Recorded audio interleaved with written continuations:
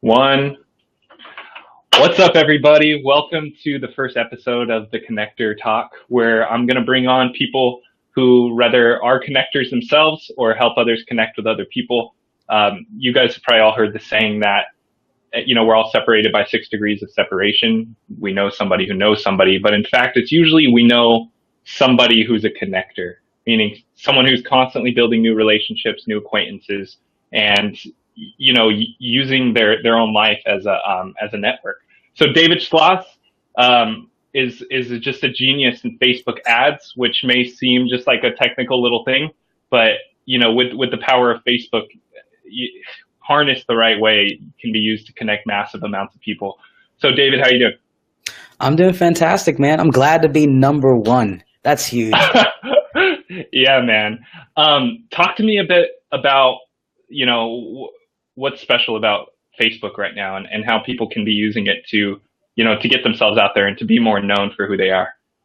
Sure. So, I mean, everyone, in a way, in my belief, is everyone knows a bit about the Facebook ad platform, right? But I look at it a little deeper than that. So Facebook actually crafted, molded, and helped me get out of a lot of BS in the early journey of my business life, because it was because of all those connections I made through Facebook that I was able to get out of my rut, my downfall. So yes, it could help you build a business. It could help you advertise your message and distribute it around the world. But in a way, you can meet some incredible people. Like how I met you was through Facebook. Yeah. And we can create magic from it, whether it's, that one piece of advice that can help you overcome adversity because of a conversation you had with someone, to as far as joining a group where you meet someone who's a Forbes contributor and all of a sudden they're writing about you, right? You can create anything on Facebook, buy and sell things, distribute messages, whatever it is you want, it's in this ecosystem. So it's more than just advertising. So do you get into that at all in your business? Like teaching people, because obviously you run ads for people, but do you tell them how to like use Facebook? Yeah. So the one thing that I feel is a little bit different about me, in a sense of just being an agency owner, is I'm not just going to my clients and saying, here's how you run an ad, here's why we run an ad, here's why it's effective, and blah, blah, blah, and your ROI. That's incredibly important, don't get me wrong. But I spend more time getting to know my clients and who they speak to. Because like I said, I only have 2,500 friends on Facebook. Ooh, I don't have 5,000. Oh, well. But the point is that those 2,500 people all have a purpose. Just like how a lot of my clients, their personal profile might only have 1,000, 1,200 friends, and their fan pages have tens of thousands or hundreds of thousands of people. But they've never looked at their personal profile as a gold mine of information, of connections, of people who can help them take that next step. It could be a contributorship to a popular publication. It could be a feature in a book, or it could just be that they're going through a bad point in their life and someone in that group is a great listener and that's all they're looking for. So yeah, I discuss these things with my clients because we don't just talk about business. I'm creating friendships with my clients. That's why they stay with me for so long. So we go deeper than just saying, how'd your webinar do yesterday? So yeah. Yeah, when I'm always, because I make videos, so sorry, your audio is a little reverby. Can you just mute? Yeah, can you just mute while I'm talking? You're good. Thanks, bud. Yeah, so I'm always making videos, and I require my clients to have a marketing strategy built in that we usually build, but they need to implement. And they've heard a lot about Facebook ads and things like this. And basically, what I'm trying to tell them is that it's about getting your message in front of people at the right time, and kind of like, it's not just about the tactic of Facebook or anything like that, but it could be simplified to, look, people are on Facebook, their attention is there, put your message in front of them in the right way. And I think, above that, can you please speak to how surgically targeted you can get and how that ensures you're actually connecting with the right people at the right time? Because this isn't, a lot of, even though people know Facebook and know it's the thing, they think it works like traditional media, that you just kind of just blast something out there. But it's not the case with Facebook. Can you talk about how you're ensuring people are staying connected, are making genuine connections with the right people? Yeah. using and how Facebook's unique for that. Yeah. So, Facebook has some really, really detailed targeting options, right? You can go as broad as I want to target everyone who's 25 to 34 years old in the entire United States or the whole world. Or you can go a little deeper than that and say, I want to target people who are 35 to 55 years old, they're male, and they're financial planners who have a college education and are parents of kids who are over the age of 10, right? You can go really deep with the detail. And let's not forget, I didn't even mention what they're interested in, what their purchase behavior is, who they're connected to. I mean, there's a lot of things you can really dig into when it comes to creating that persona, because that's really what you're creating, right? When you're selling, let's say like a physical product, let's just say what's hot right now, a spinner, a fidget spinner, right? Sure. Who is that ideal for? Mostly people who are teenagers up to around 29 years old. That's what I found from my own testing, right? So the people who are typically buying that are, let's just say 16 to 29, predominantly male. Doesn't mean that women aren't buying, but predominantly male.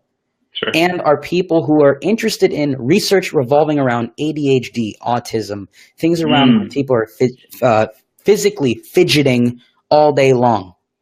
Now, of course, there's people who are going off of trends too, right? The people who see these videos on viral sites and on YouTube, and they're popping up on Facebook all day.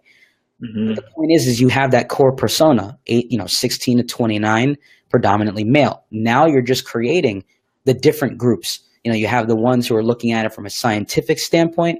Then you have the other group of people who are just buying it because it's the hot thing right now, just like how hoverboards used to be huge, right? Sure. Yeah, right? yeah, So think about that. It's the same group. And then some people are like, oh, it's a cool gadget. And other people are like, this can actually get me around town pretty quickly, right? So you can create pockets of different types of customers, but they all start with that core demo, right? What's their age group? What's their gender? You can go even as far as how much money are they making? What's their purchase behavior? Do they buy a lot of gadgets, or do they buy offline or online more often? Facebook gives you a lot of things to work with. Okay. So, I mean, it's pretty obvious that Facebook is easily the number one way to advertise. From a broad sense, there might be other niche markets that fit better somewhere else's, but it's pretty okay to assume that your business can advertise on Facebook. So if that's the case and you're the guy or someone else is the guy to do it, then what is the ideal situation for you? Like, what does the client need to have already to come in? Do they need, what should they work on so that when they work with a manager like with you, they're ready to go? All right. So that's the thing. And I've had this conversation with people in the past. There's all sorts of different types of ad managers, right? Let's just classify me at this moment as an ad manager. I like to consider myself a customer acquisition specialist, but a lot of people consider us just ad managers, right? Sure. But ad managers all act differently. I'm someone that you would come to with let's just say a pre-existing sales funnel or sales process that is working, but you haven't figured out how to scale yet. You want to go from making $100,000 a month to $500,000 a month. I'm your guy. You want to go from 10,000 to 50,000? I'm still your guy. You're looking to scale. I have a process for scaling, for growing a business further than what you thought was possible. Then you have other ad managers who are great at going from zero to whatever that may be, because they're the types of people who have that creative process, or they're willing to go through the trenches with you to build whatever it is you need to build. I'm not saying I'm not that guy. I just know my strong suit. I know where I'm a best fit. So in the beginning, you might find an ad manager that's like, you got zero, brand new webinar, brand new sales page, brand new service, whatever that may be. They love that. That's what they thrive off of. That's what they love to be a part of, is the growing process of going from zero to hero, right? I just want to take your stuff from where you are to that next level. And so really, when you're talking to an ad manager, really get to know them a little bit more and see where do they handle stress better. In the beginning, when you need to turn around things in 30 or 60 days and really get money moving, or are they the type of person that's going to be more confident when you have something that's a little bit successful and you want to take it to that next level? So would you say it's okay for businesses to start doing, like, to total novice, can they accomplish it themselves? I mean, is it 100%. 100% they okay? can. Yeah. Awesome. So Yeah. okay, so they can take it into their own hands. So what do you provide that they don't? Just deeper knowledge of targeting, or just, I mean, what if we're going to encourage people to do it themselves? Why hire a manager? Because it gets to a point where the free time that they have to run their business may be utilized in running their ads at that moment, because they don't want to pay the money to hire an ads manager. You know, ads managers could be $1,000 a month, $1,500 a month, some of them $10,000 a month, depending on your objective and their set of skills, right? And you know, when I started out, I was charging $1,500 a month, and gradually, as the type of business changed with me, my pricing changed as well. But understand, my specialization became more defined, and it also increased in value because of what I was bringing to the table for people, right? So in the Got it. beginning, when someone would come to me and say, this is my product or service, here's where I am now and here's where I want to go, there are certain people I've actually told to them, hey, it would be better for you to run your ads right now, because I am not at the level you need to grow to that point so that I'm comfortable taking over. Not yet, but you might be a good fit for someone else for the time being. And I have no problem telling people, don't hire an ad manager right now. Because, you know, to go from 5 or 10,000 a month to 20,000 a month really just takes delivering more ads. It's whether or not you have the time to manage it. So when you're having a time crunch, when you can't manage your time effectively, that's when you need to go hire an ads manager to do the work for you. Because that extra 2 or 3 hours a day you were spending on ads, you can go build your business now. You can go do. Plus, you'll do it better. You'll right? do it better. I mean, because you have all these little tricks, I'm sure, that you apply, which is awesome. All right, guys, we're with David Schloss. If you guys have any questions for David, please leave them in the comment section below. Jack said that's some good insight. Marketing my music has been easily separated. Cool. Glad you're getting some value, Jack. So let's go back to this whole Facebook thing, because we want the average person to be able to use these platforms to connect with each other and ultimately help more people, right? Yep. So, I mean, I know you're a client acquisition person. Is there anything that you know about Facebook that they could be doing to get them ready for ads? Like, for instance, me, I stack my profile with content and things. Are there any other variables besides the ad itself that can help them when they do run their ads, like a profile picture, or good stuff on their profile, or a lot of followers? Like, what are some good indicators or things people can work on as they get ready for their ads? So it's definitely a combination of things, right? So I'll just use my profile as a good example here, right? So I got a professional design cover done last year, or about a year and a half ago, for my profile. You would think nothing of the orange one, huh? The big orange one. It's right here. It's right here. So go ahead. And it pops. The minute you see it, you're like, oh, damn, that's orange, right? It's in your face. But people still remember that cover like you do, right? And all I did was switch it. That's all I did. But it put emphasis on who am I and what do I want to be? I'm an author, speaker, investor, coach, whatever you want to call me, but I know I'm those things, right? And that's what I stand for. And my name is David Schloss, right? And it says it in the cover. And because of that, when people see it, they're like, oh, this is really nice. It's nicely designed. It didn't cost me that much. It cost me like $100. But, it makes my profile look amazing. Same thing goes along with the image that I use for my profile. I literally went to Miami, Florida, took a picture by a very fancy artistic wall, and boom, there you go. I got a picture. Nothing crazy. But it's a lot more, quote unquote, professional than me with a beer in my hand, drinking, looking like, whatever you want to look like, right? I want people to land on my profile and go, okay, this guy seems a little legit. Let me go a little deeper. That's when then the content comes into play. What are you posting frequently? Are you posting pictures of the food you've been eating while you're on vacation? Or have you been doing a mix and match? Because there's nothing wrong with posting about your food. I've actually gotten clients posting about food.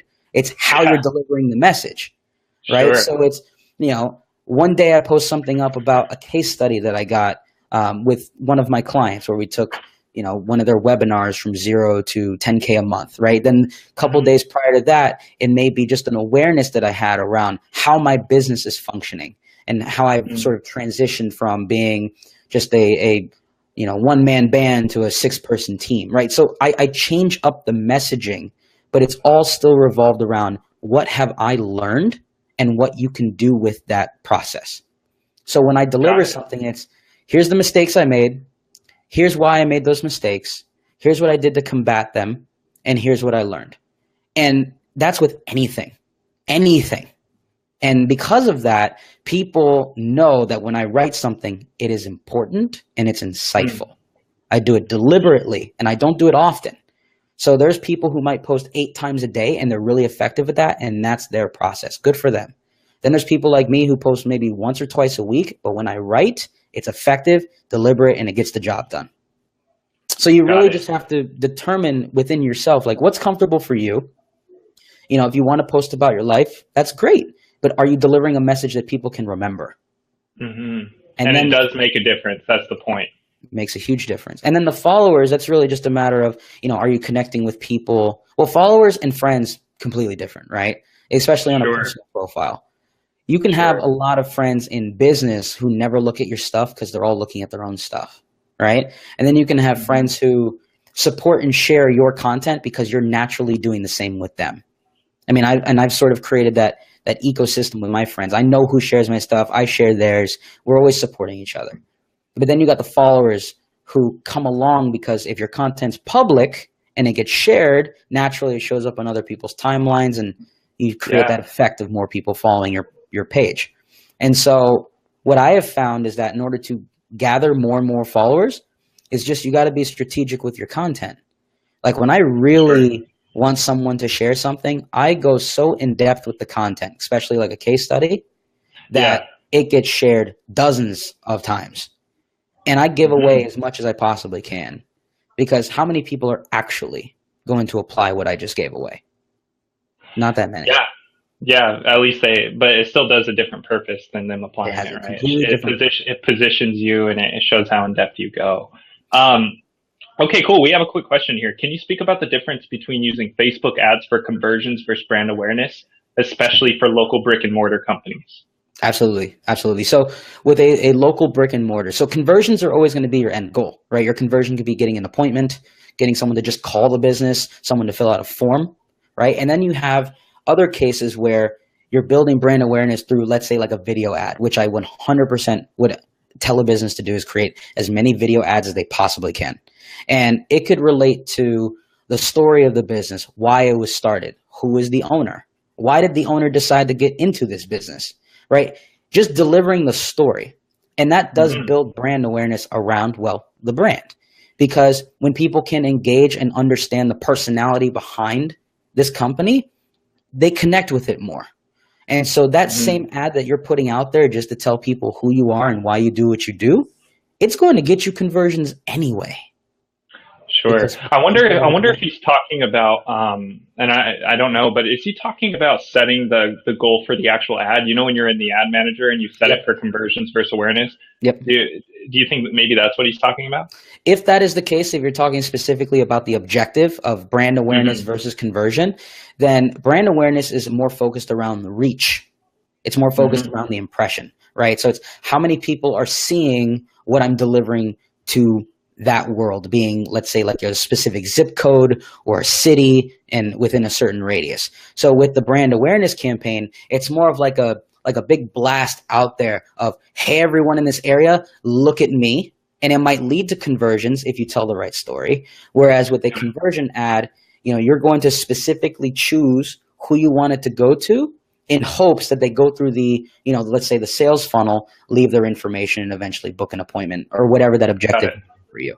So yeah. Well, I think, you know, I don't want to get too technical here, but don't you right when you start an ad, especially on a manager that hasn't ran too many things and fired off too many pixels, don't you want to create the objective for something besides conversions at first, so that you know, like clicks, for example, so you could show Facebook your objectives are being met at first? Or do you, Well, that depends on the person, right? So like for me, I've had accounts that are brand new where I start strictly with conversions and I've actually seen some great results. And then there's other cases where, like with a local business, I would probably start with the traffic objective or the page post engagement objective. Like that's just what I've started with. And that's mainly just because when I'm delivering an ad for a local business, I typically post it on the timeline or the newsfeed anyway, right? So we're Sure. just taking the post ID and then distributing the message that way versus doing a dark post, which is you're setting it up on the back end and it's not on your newsfeed at all, or in your timeline, excuse me. So, for me at least, depending on the size of the area and what we're trying to achieve with the ad, I might start with traffic as the objective or page post engagement before I jump into conversions. But like anything, and like any ad manager I'm sure would say, you just got to test it. You just Sure. got to try it and see what happens. All right. You know what question I got to ask you next, David? Where does video play a part in this? Do videos help the process? Have you seen any data? Like, what's good, man? So you're going to love this because this is going to parlay right into your business. But video right now is absolutely crushing it for everything that I'm running right now. So we just ran, well, I'll just use one of the examples because we run a lot of campaigns every day. So right now we have a video ad that's pointing to a webinar specifically on teaching people how to get into, well, there's a bunch of them, but one of them is, let's just say, getting into the speaking realm. So learning how to become a professional speaker. Mm-hmm. And of course you would think, like, this guy's a speaker, you should do a video ad because, well, what a way to showcase his speaking ability than on video. Well, the funny thing is, in the beginning, we were only using banners because it just showed him on stage and that was enough and it worked. But the minute we start incorporating the video ad component to it, nothing crazy either. We're just talking sitting in your chair, looking at the camera and delivering the message. The ad cost in terms of like the cost per registration went from about $6 to hovering to around $4. Now that may not seem like a lot, but an extra $2 per conversion can go a long way when you're spending, 5 to 10K a week, right? So now we're looking at an extra flow of hundreds, if not thousands of people coming into this promotion, and then the sales volume increases. Which means more people being helped, the world's a better place, et cetera, et cetera. Et cetera, et cetera. And I've also had a couple clients that use video ads specifically just to showcase results of their clients. And in doing that, we use what's called slideshow videos, so we can incorporate both the visual aspect of an image with the animation aspect of a video. So we just combine them together, and we can go through, like, having my client do a voiceover of the results that we're showcasing in this video, and it's like a 2-for-1 effect. Because if we notice the video doesn't work for any reason, we could just pull out the images and use those. And we've seen those types of videos do incredibly well for nearly every campaign we're running. Because what better proof do you need than having your own students or your clients say how awesome you are and why people need to work with you, and then delivering that to the world and say, if you want in, this is where you go. And so video ad has been incredible. And the fact that more of my clients are finally opening up to doing it because so many people are saying it's working, it's been incredible for me, because now I can just do my job at its best versus having to hack the system and do everything with images only. Exactly. Can you give me a quick, like, little philosophical riff on why you think that's like that? Like, why do you think video is different? Do you have any thoughts on that? Well, to me, it's a lot more engaging. It's also one of those things where it's like I pay more attention to video because it stops me in my tracks, right? Unless the image is just so eye-catching or so outlandish that I have to stop. Video is just that thing where it's like you see a little thumbnail or it auto-plays. And in most cases in Facebook, it starts auto-playing and you're like, what is this? And then you stop. So the minute you stop, you're hooked. Especially if it's something that is relating to what you're already interested in. Now you're turning up the volume to hear what's going on. Not to mention, and I know you've seen this, the captions, where you can add in the captions to your video. Even if the sound isn't on, you could still read what's going on. Facebook has, obviously allowed you a couple of ways to stop people in their tracks and to pay attention to whatever it is you're delivering. Whereas with an image, it's a quick scan. And if you don't grab their attention within that 1 second of them going, nah, I don't know, they just keep going. They just keep scrolling. Whereas with a video, something keeps playing and they see these captions, it really makes them stop for a lot longer. And they might start reading the captions, or they might start watching the slides go by, or whatever it may be. So I just feel it's more interactive. Incredible. It delivers a message much clearer, And now people don't have to write long diatribes of copy to be effective when they can just implement it into the video and have the video do the job. So in a way, it's to me, it's just more effective. It's just a lot more effective. Someone who Yeah. watches a video, they're going to be more engaged with you, and they have more probability of buying, from my own experience, than just delivering an image and hoping for the best. Yeah, I mean, we say the same thing. The way we define it is like, graphics and text rely on the end user to visualize what the hell you're talking about. Yeah. And videos visualize things for you. So you're not wondering if this guy is trustful or if he's a good speaker. You can actually experience it and get a sense of their reality firsthand, opposed to just relying on them talking about it, like talking about how successful. They can just show it. And that's really cool. Well, awesome, man. Can you give any, homework to the audience of maybe what they should try to do, immediately, no matter who they are, no matter what kind of business they run moving forward, even if it means going to bed at night and being grateful for Facebook or like whatever. What do you think, my audience of business owners can move forward with immediately in the Facebook realm? Sure. So one, everyone should be thankful for Facebook. In one way or another, it's impacted your life.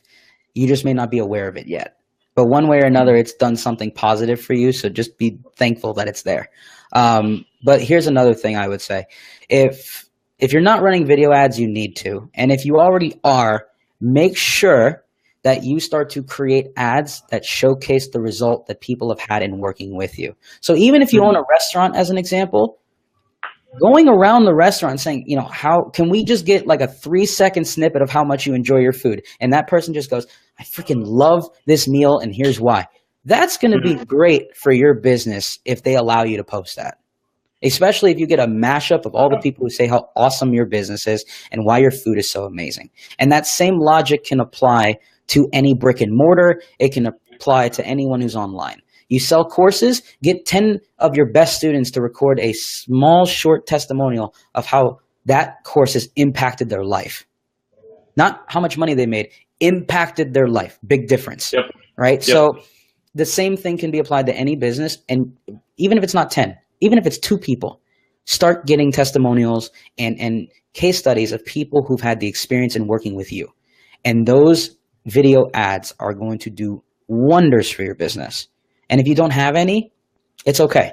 Just get yourself on camera, start delivering your message to the world. And as you start to deliver that message and people start to work with you, you'll naturally eventually get someone that says, hey, I have a testimonial for you. And that just kickstarts the whole process. Absolutely. Thank you so much, dude. I know I got a lot of intelligent, capable people on my friends list that are running medium to big size businesses and even small. If you need a Facebook ads guy, if you need any advice, or if you're looking to have that whole process taken care of, hit up David. Tell him I sent you. Thank you, David, so much for coming by, and I can't wait to catch up with you some more, get a little catch you up on what we're doing and hear more about what you're doing. Really appreciate it. All right, see you next time, buddy.